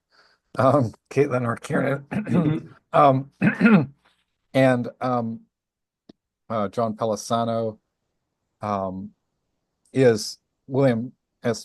Burroughs, William Seward Burroughs, Yeah. and the author of Queer and Junkie and Naked Yeah. Lunch. And so I think William S. Burroughs is such a foundational figure. He kind of ties sort of like that line in was that movie with the Big Lebowski, sort of like about the carpet. He's sort of like he ties the room together, so to speak. I mean, Yeah. we're all sort of, you know, I mean, how important he was. He's on the cover of Sergeant Pepper's. He's kind of sort of lurking in the background of of every major, work of like science fiction, that has come out Mm. since the But think about even just the musical influence, like with yes, Trent Reznor and some of the other artists. I mean, right. he, his his work helping expand their minds artistically and help inspire them. And never mind his spoken word stuff. But yeah, he. I mean, I sadly only really became aware of him first because of Naked Lunch, which just blew my mind. And then discovered his written work after seeing the film, and then but actually then realizing, oh, hang on, I saw him in this film, I saw him in that film, Right. seeing him kind of in every alternative lifestyle magazine, or I mean, he was everywhere in the especially late 80s, 90s. I mean, it was like he'd been rediscovered, wasn't it? Exactly. And I would love to have something from you for the Junk Merchants too, which is coming out. Like I'm working on it now, along with a number of other um Mm, publications. But see, there were so many contributions to the Junk Merchants too, that I decided to publish it in as essentially two volumes. And one of the volumes is a sort of like a teaser sampler by teaser sampler, I mean it's a fully grown baby boy. I mean Mm, nearly 300 pages of sheer yeah. goodness. But this has kind of alternative stories. They're they're all original uh except for you know anyway except for some some of the names like John Shirley and Caitlin R. Kiernan, who I got a deep cut from Caitlin, Mm, then from Jeffrey Thomas as well. But this is but we I'm just came out in hardcover and paperback, and I'm putting up the Kindle pretty soon. Just mm. getting around to it. Um, this is called Just It One looks like Fix. a lovely, lovely collection. Mm, Just One Fix, a literary salute to William S. Burroughs. mm, And I'll just read some of the names in here. And this is actually why we have the Bauhaus book is mm, is because of David J. Haskins. And so this this book and Poppy Z. Bright and Caitlin Kiernan and John Shirley. Um, so this starts out with William S. Burroughs on Grinder by J.R. Tomani, who's a and he's a he and I are um have there's a lot of connections between us. He's one of the world's foremost public intellectuals. He's endorsed by people like Slavoj, Zizek and Cornel West. mm, And Anxiety Press is also endorsed by those people, and as well as Gyatri's, Chakravorty Spivak gave him a rave review of one of his poetry collections, right? So it starts out with William S. Burroughs on Grinder by J.R. Tomani, and I wrote the foreword to his forthcoming book. It's called um, Gale Wolf. Gay Wolf. Oh, I saw the post for that. Yeah. It's the first openly queer, you know, um, epic poem. Yeah. Then they have Blood and Black Lace, which is my an excerpt from my Krista Faust interview, which was originally published in the Purple Prose newsletter by Poppy Z. Bright. You have A Rant by Poppy Z. Bright, and then you have R.I.P. by also by Poppy, Billy Martin. Then you have Olympia Express by Maxim Jakubowski. This is an absolutely fascinating um, piece because this is original piece. It was about um, this episode in literary history where Maxim Jakubowski was I think he was an editor and anthologist and a mystery writer, and he's certainly been acclaimed by and won numerous awards. He was in I believe he was in Paris at the time, and I think it was about the late 50s or so. And he has friends. He had two friends.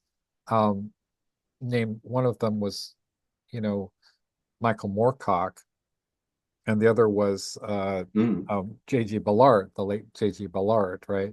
And and and mm, Michael Moorcock was a huge advocate of William S. Burroughs, but he wanted to have, you know, Naked Lunch was banned everywhere. Um, And yeah. so J.G. Ballard, he wanted to get a copy to J.G. Ballard, And so Maxim Jakubowski was given the sort of his mission was to smuggle, copies of Naked Lunch, the Olympia Press edition, out of Paris to give to Michael Moorcock, to give to J.G. Ballard. Now, Michael Moorcock, of course, Right. is again one of those fascinating connections. He's the mentor of and wrote the introduction to the last novel by my good friend Seb Dubinsky, who's also translating my book, The Flowers of Doom, into French. So I just did a, Oh, right. I just, not to Okay. it's just like the temptation to sort of, you know, as they say, big note myself is tremendous, but I'm really proud of the work I've done, and Maxim Jakubowski, Mm. is I really I made sure that I had an expanded print edition of this book and a hardcover edition of this book so I could send it to Maxim, and he just received it um, yesterday, I believe. He received his copy. And I threw in one of my Yeah. books too, right? Just in case he wanted to give it a look. We have a never before in print um, essay about collaborating with Burroughs and also about what it would some of Burroughs' writing advice by a guy who um, was the editor of Penthouse at a very, very young age. He's also wrote, among other things, a book called The Manitou, which was turned into a film with starring Was that Tony Curtis. Masterton? And yes, Graham Masterton. Yeah. Graham Oh, I Masterton. love his. This essay was never before in print. It's called Stories from Mortals. Never before in print, Soap Tits by Zoltan Komar, who's our old friend, and somebody I've had a lot of stories in horror sleaze trash, with Mm. Zoltan, that comes out of Australia, and their horror sleaze trash is putting out my book, A Great Variety of Monsters. So this year it's coming out, right? Sonny Ellis is Mm. this um, incredible writer um, who wrote a story called Cassidy's Wake, which is sort of about Neil Cassidy and the death of Neil Cassidy, and it's a very chilling kind of, but also um, brilliantly written original story um, by her. And then Naked Punch Redux by actually like Chris Kelso is Scottish, right? He's Scottish, and Shane Swank. I don't know if Shane is in uh, if he's British or Scottish, but I'm not familiar with him. okay. So he illustrated this. Chris Kelso, of course, is the British Fantasy Award nominated um, author. He and Mm. Garrett Cook um, co-edited something called Imperial Youth Review, which contained the vast majority of my stories that I later published as the Doom Hippies. And so Oh, cool. he he he and Preston Grassman last year they put out a book called The Mad Butterfly's Ball, which is insect horror, and they had contributions by, among others, original contributions by people like, Jeffrey Thomas and Clive Barker. Have Mm. Inbox by an original story by Garrett Cook, who won the Wonderland Award. Okay.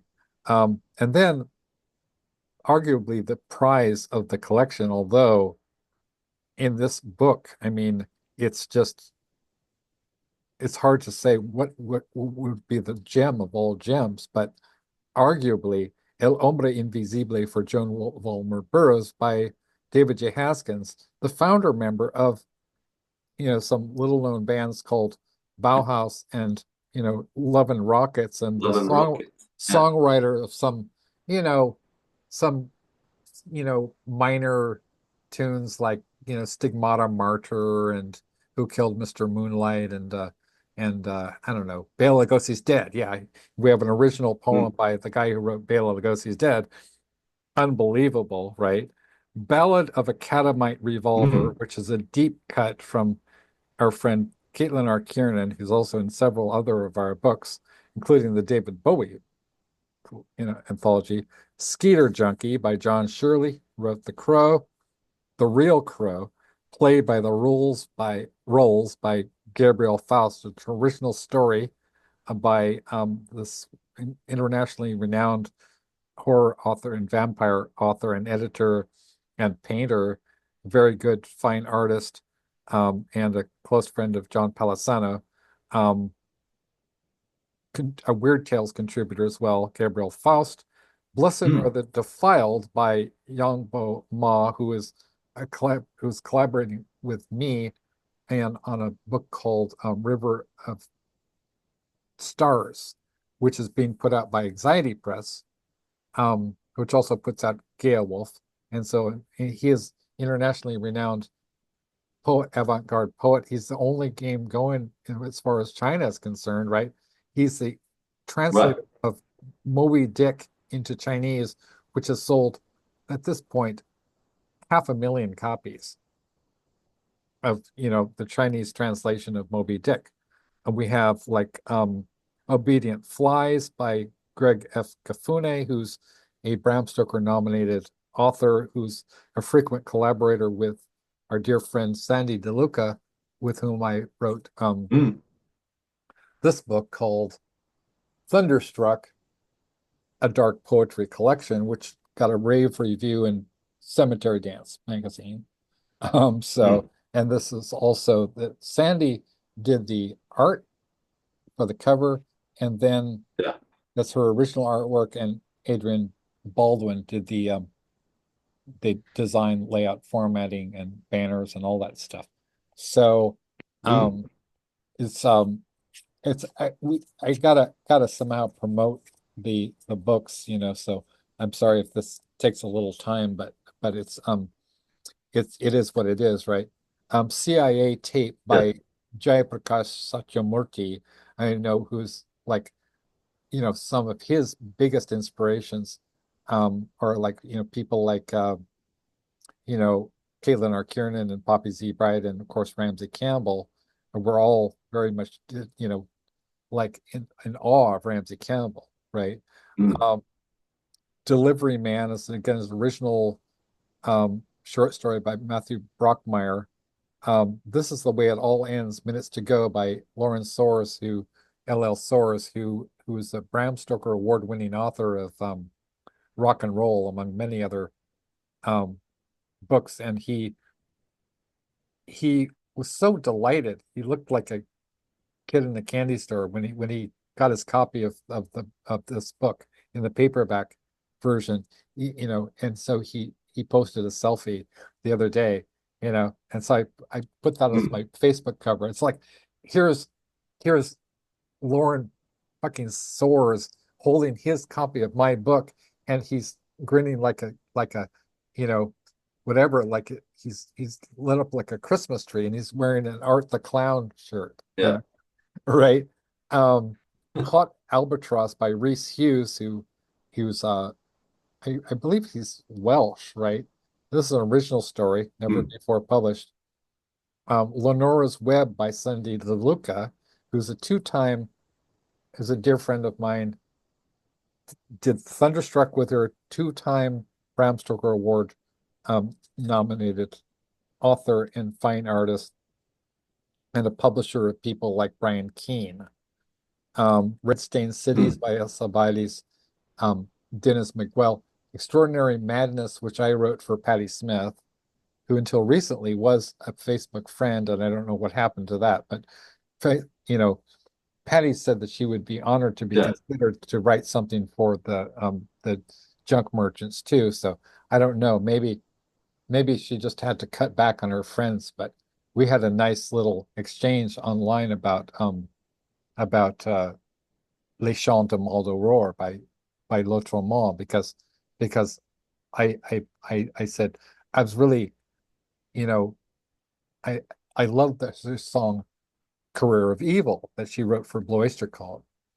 And I said, doesn't that come from the line Une carrière du mal from L'Autrement? And she said, yeah, definitely it does. It's very much inspired by L'Autrement. So I was like, yes, I had a nice little Facebook exchange with Patti Yeah. Smith, right? So I wrote that for her. Visual Swirl by Ellen Mabey, who um no, I think the only reason she wasn't going to be on the show today was because of it's Nancy Kilpatrick, and not anything about Nancy, but she didn't know her. She didn't know her. And Ellen Mabey is more known for um she's in a league of her own. I never get tired of talking about her because she's been a dear friend of mine since since forever, it seems. She, I'm just, man, I gotta, I'm sorry, I'm using up so much time talking about this stuff, but this is the wider context, right? This is the wider context. Mm. Um, of this whole, our enterprise Nocturnicorn Books, which now has the new Collective Paw imprint, which comes from a Ellen Mabie line in one of her poems. This is her. Okay, so first I'm going to show you another book by a guy who's a huge fan, Mm. one of many fans worldwide of Ellen Mabie, a guy named Henry Rollins. Um, and Oh yeah, I'm trying amazing to talent. see if I can. Okay, so there's his book Black Coffee Blues, which Yeah, is one of my biggest inspirations of all time, Henry Rollins, right? He his he founded 21361 to publish his own books because he didn't trust anyone yeah, else to publish him. And then he started publishing some of his friends and colleagues. And so this was from uh, this Black Coffee Blues, and it came out in 1992, right? And he's one of my biggest inspirations in life, and he inspired me to found Nocturnicorn Books. Here's mm. another book that came out from him in 1998. And this is the inscription. Dear Alex, thanks a lot to you and your family for your warmth and support. Best wishes, Ellen Mabie, right? She's a sweetie heart, you know. She's a sweetie heart. Um, the cover, if you want to talk about movies, or you don't want to talk about movies, you want to talk about film. I mean, we could talk about some David Cronenberg, we could talk about some Lord of the Rings, we could talk Oh about yeah, a guy named Viggo Mortensen.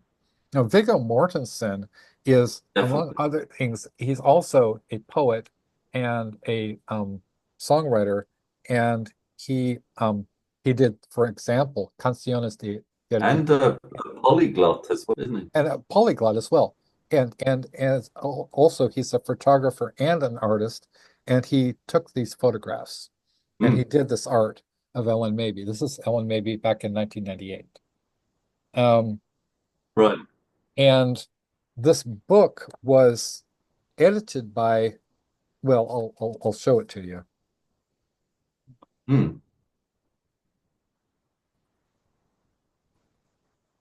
I ca- it's hard. It's blurring the text for me. Oh, okay. Let's see if Uh, I we've could. seen it serve. Oh, oh, Viggo Mortensen doing the artwork. Yeah, yeah, yeah. I still can't read that name. For some reason, it's the pixelating it. Yeah, Exene. Exene Cervenka of the band X, Yeah, um, and who also she and John Doe met at Beyond Baroque, where I encountered Ellen for the first time. yeah. Ellen maybe, among other things, now she endorsed she blurbed my book, The Death Jazz, and sold it in the bookstore at Beyond Baroque, you know, which was, Brilliant. she and Thomas Roche and John Shirley and Dominic Lowell all blurbed to me, So, Yeah. and this was, and she had, Ellen, thank you. Ellen had, Exine's job as the, running the bookstore at, Beyond Baroque, people like Dennis Cooper have read there, Wanda Coleman, um, Allen Ginsberg, William S. Burroughs have read at Beyond Baroque. Amanda Gorman, the Youth Poet Laureate of the Yeah. United States, got her start there. I got my start there, you know, and under the executive director um, of Beyond Baroque, Richard Modiano. So there's also um, there's another really, really interesting aspect of the Burroughs book, and then we'll continue to talk about of the Bauhaus book. Everything is sort of related because, Hmm. David J. Haskins is a self-described Burroughs obsessive. And in fact, his many of his lyrics, including Bela Lugosi's Dead, Yeah, are cut-ups. They're Burroughsian style cut-ups. Um, and um, yeah.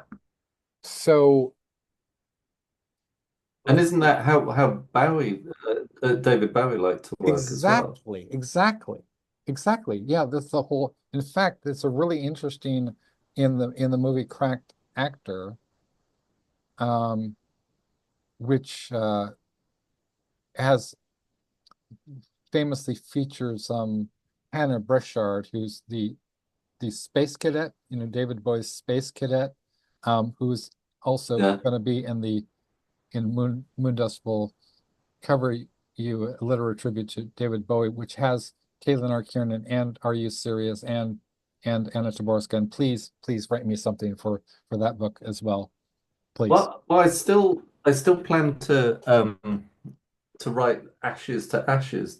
Yeah. Uh, I know you probably already got a story for that, but it's Well, something about my time when I grew up in Germany. But oh, go on, sorry. I don't necessarily have anything nailed down. I mean, I have like in the Bauhaus books, I have multiple stories and poems that cover the same bases. But Hmm. I gotta get my copy of the Bauhaus of the Yeah. hardcover.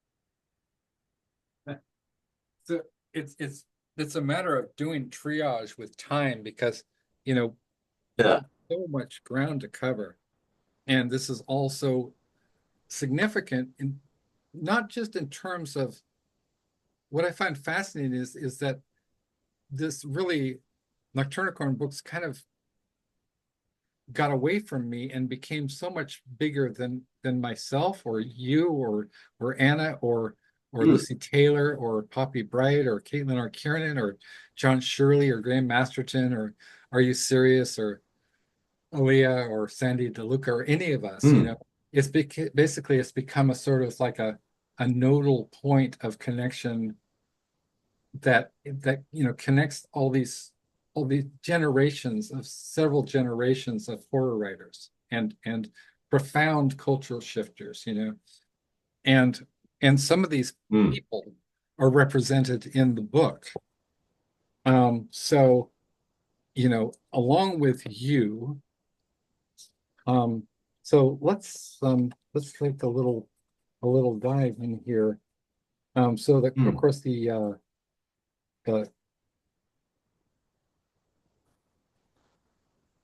the forward was written by Poppy Z. Brite, Billy Martin. And I'll just read a little bit from that um, because it's so beautiful. Okay, so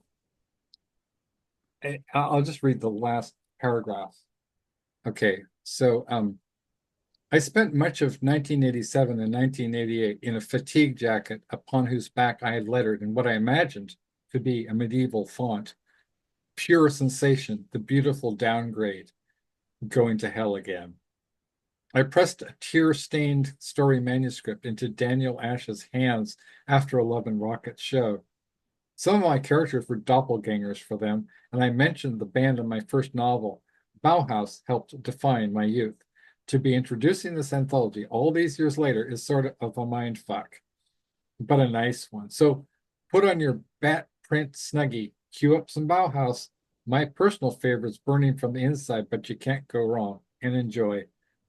Poppy Z. Bright, Billy Martin, New Orleans, Louisiana, February 2025, right? And I can die happy now, right? I mean, I have a forward by Poppy Zebright, right? Yeah. And it doesn't end there. I mean, it's sort of like it's sort of like a Wagner opera, right? Sort of like Siegfried or something. You have the overture, and then you have like, God, does it get better? I mean, could it get But possibly this is the thing, like be all tapping downhill? into the tapping into the zeitgeist of having Oh, uh I got to oh put in sorry. my ears again. Yeah. Full of Oh, I was just saying, but tapping into the zeitgeist and tapping into all of Yeah, uh, these incredible artists that we all grew up and helped form the creatives that everyone is now. yeah, I mean, that's why books like the William Burroughs book and the Bauhaus book are so important, they let are alone important. Yeah, Black Sabbath. I mean, they are they're important. pivotal work, you know. Yeah, they are important, and their contributions. They're sort of I'm sort of like my kind of I'm sort of laying these down at the feet of the gods, and like at the altar, Mm. as it were, of culture. I'm saying this is and the Yeah. last three books, all total, and there's no overlap. There's 700 pages. You know, at the last Hmm. five books, it's more than 1,000 pages that I just put out. This year and last year. So this is like, and I'm not even remotely done yet. I mean, I'm No, not no, no. even remotely done. I mean, just getting started. So like, and I think I'll talk about, Well, the only yeah, thing I wanted to say, sorry, is yeah, I'm going to have to go shortly. Just okay.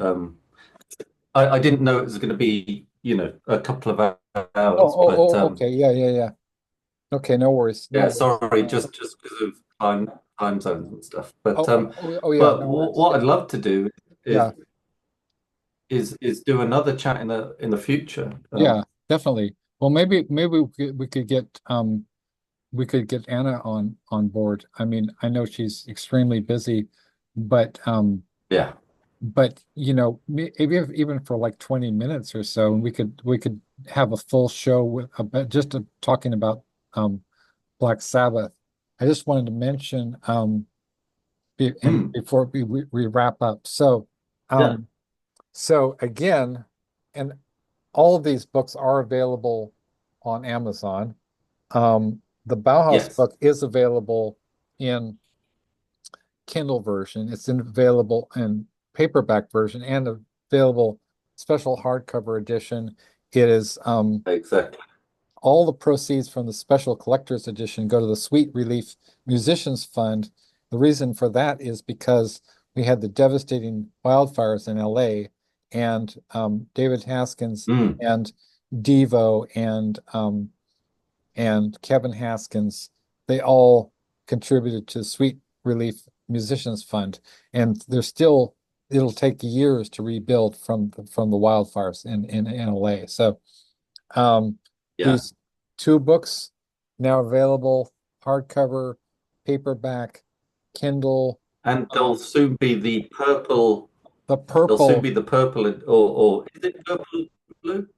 Purple or is blue, the it's the the it's Nancy Kilpatrick. the Nancy Kilpatrick Memorial Edition, which is the inauguration of the Collective Paw imprint, Hmm. and sent which will have a sequel to Hope and the Maiden that I wrote, and then it has two stories by Lee Bales, the um, Sanity Assassin, and the help me out, the original, the ghost, the girl with And the girl with white hair. the girl Yeah. with white hair, and let's see what else. And so forthcoming, we have and within the next 3 weeks, we have um, Hand of Doom, a literary tribute to Black Oh, Sabbath. yeah. All the proceeds are going to go to the charity of Children of the Night Incorporated, which was a foundation that was started by Dr. uh man, my is the brain trauma. Um, Dr. Lois Lee in LA, and it was founded to help rescue children and young people from the hands of sex traffickers. Mm. It was a very important organization. It still is. That was, you know, um, Ronnie James Dio was one of the primary benefactors, the most famous benefactor of Children of the Night. And as well, I'm deeply, deeply honored and privileged to be partnering with Dr. Lee on that one. It's got Mhm. work by you, by Lee Bales, it's by Anna Taborska, Yeah, it's five got her story trashed bitch, hasn't it? yes, by five-time Bram Stoker Award nominated author and filmmaker and human rights activist and documentarian um, Anna Taborska. It's got Lee Mm. Bales, filmmaker, Yeah. author, amazing, amazing man, special effects guy.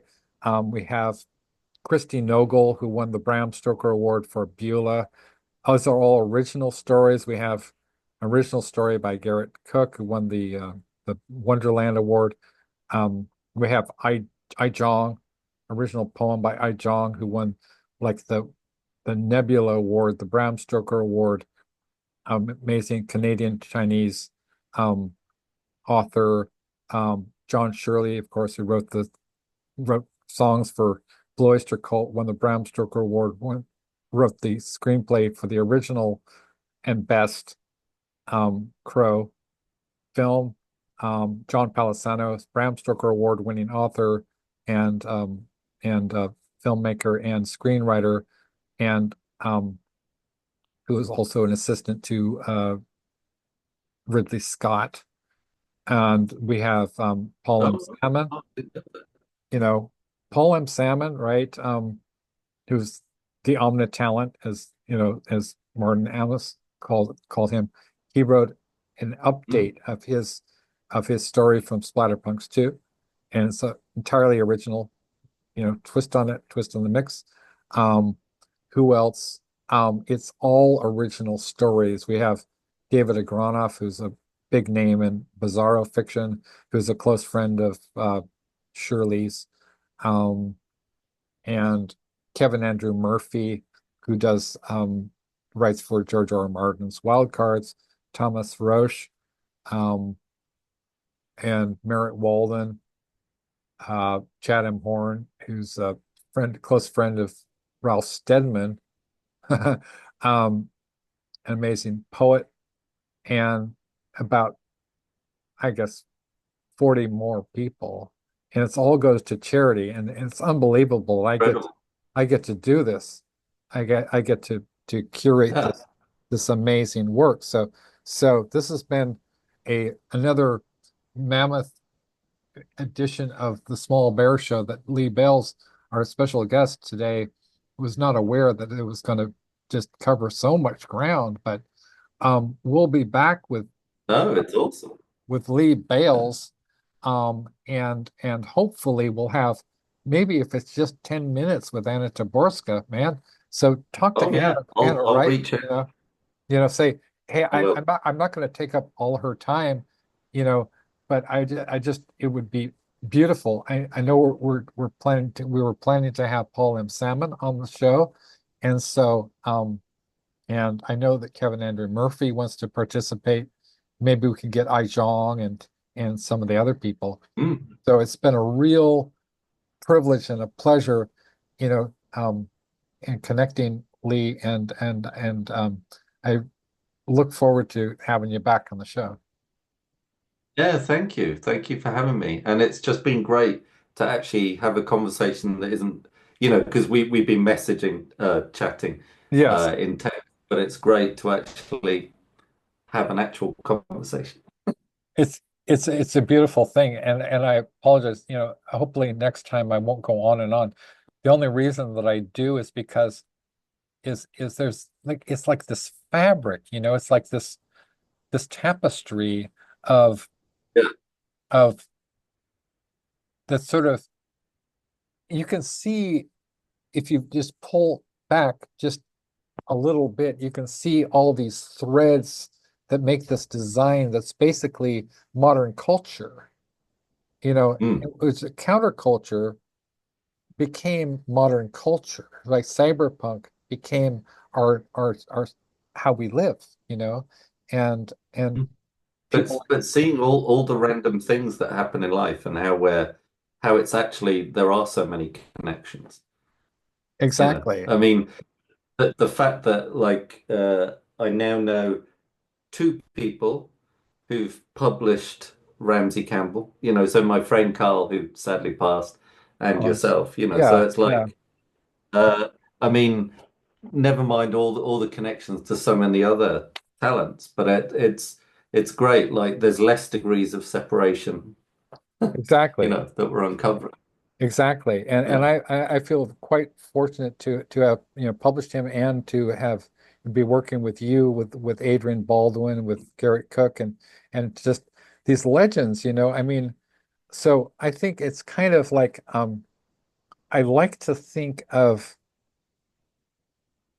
Nocturnicorn books as a kind of a friend's zine, like a zine that's put out by Mhm. friends who happen to be, legendary authors and Into the same stuff. into the same we're basically we're all fans, right? We're all just like fans, we're all Yeah, into kind of the same stuff and exactly. we're doing what we want to do with our lives. And so hopefully this will go to the this will enhance our profiles, individually and collectively and work synergistically so that we all make some more money and ultimately have more Mm. opportunities to do I mean, I know that, Anna has to, like, I mean, he works extremely hard, as Yeah, very. as a Yeah. filmmaker and she doesn't get to do the writing that we love so much. So, No, sadly. I mean, so I just waiting someday for some like rich benefactor to help her and just say, exactly. I just want you to write all the, you Right, know, just exactly. do that. I mean, the old days you had people Mm. who like the people who hired like Henry Miller and Anais Nin, but that was Yeah, more exactly. for like, Mm. writing some porn. But still, it was like Henry Miller and Anais Nin writing porn. That's a little different from, you know, um, I don't know, Joe Schmo, whatever. But Yeah, oh wow. So it's been yeah, brilliant, man. And I really it has. appreciate your time. So Yeah. okay. Um, And again, thank you for your faith in my work as well. And I can't wait to deliver some more messed up stories for you. yeah, absolutely. Okay. Take care, my friend. Take care. All Have right. a great one. You Bye. too. Bye-bye.